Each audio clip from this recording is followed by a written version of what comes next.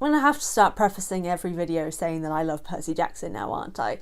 But I love Percy Jackson. I just like to critique things and examine things from a different lens. Which is why today's video is about the villains of the original series, or particularly one of the villains, Kronos, and how, for me, I think he should have been a surprise end twist villain. Let me explain.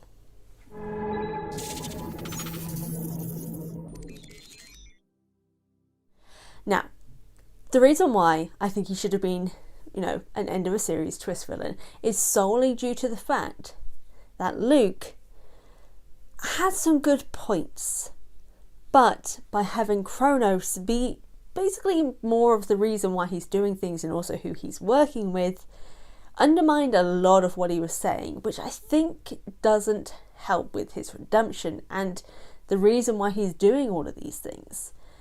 So I'm going to dive in a little bit more as to why I think Luke should have been the main villain and how Kronos should have just been revealed to have been pulling threads of, all the bad stuff without Luke knowing.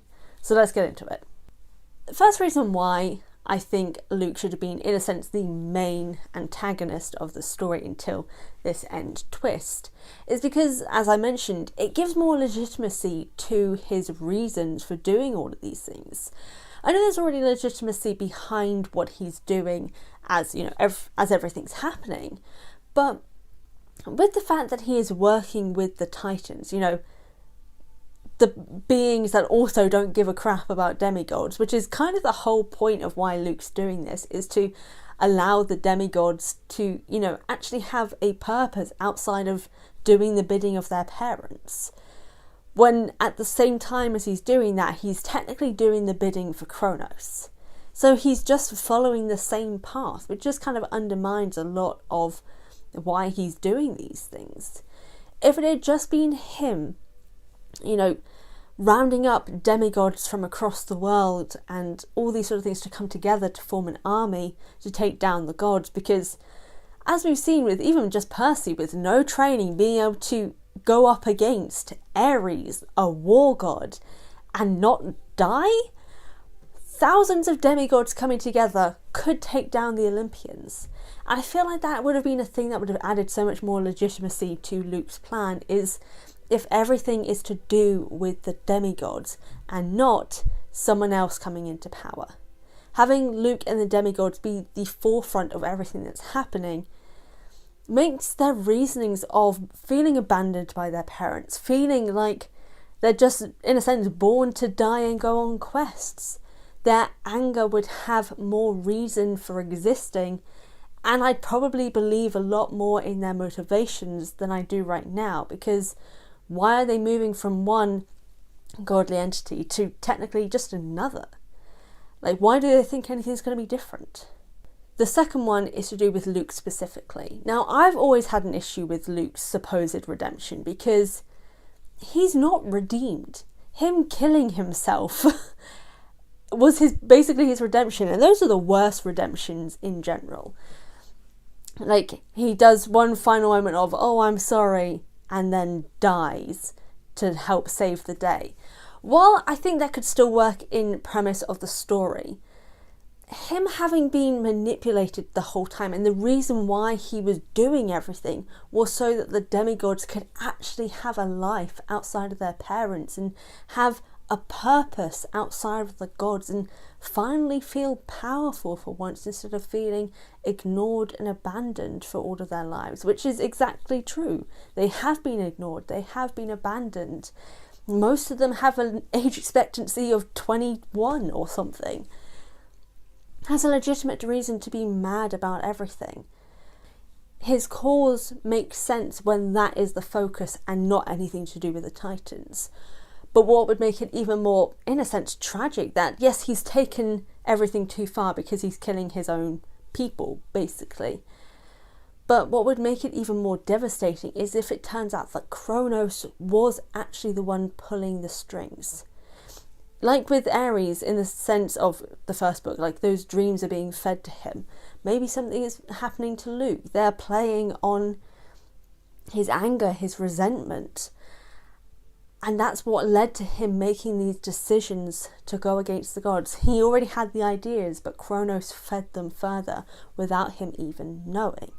So when Kronos starts to rise, taking advantage of Luke and maybe even taking control of his body in a host-like way like they do in King Chronicles, without his permission, I think would have added a more tragicness to Luke of someone who had the right idea but was quite literally being manipulated into it. So he's not fully a bad guy.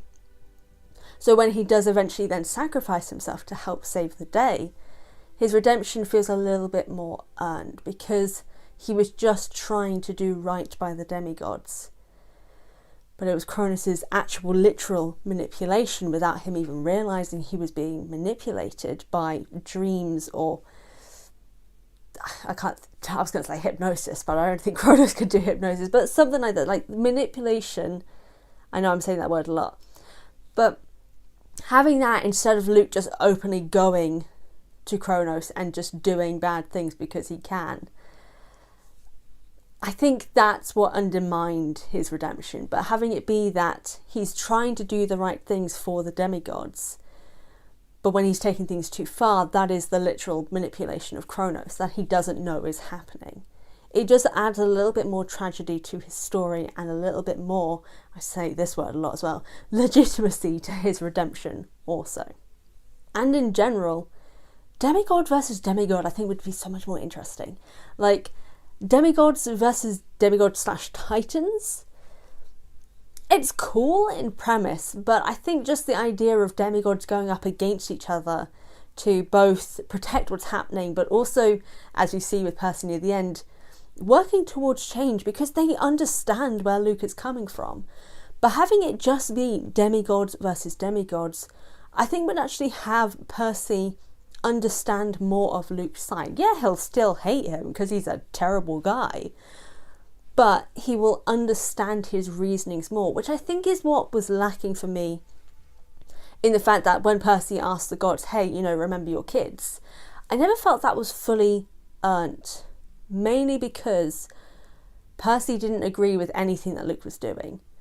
Whereas if Luke had been being manipulated by Kronos, but had also mainly been focusing on getting the demigods recognised and respected and cared about by their parents as like his main thing, even if he was still going about it in the wrong way, I think Percy would have understood it a little bit more, which would have made that moment of him confronting the gods about abandoning their children, alongside obviously Ethan's comments as well, would have felt more earned. And it's just something that, like, I feel like that would have had so much more poignance after Luke has sacrificed himself, after Ethan has died, even after Selena. Like, having Selena's part of her being this quote-unquote traitor, check out my video on that, by the way. The reasoning behind her doing it is this abandonment feeling, but also obviously the manipulation from the grown man Luke.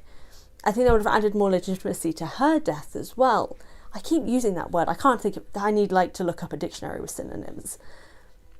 Well, I know, I think having it be demigods versus demigods and just Kronos manipulating everything in the background and then appearing at the finale, so all the demigods, both those who are on Luke's side and those who are on Percy's, have to fight together against Kronos, I think would have been an incredible thing to see.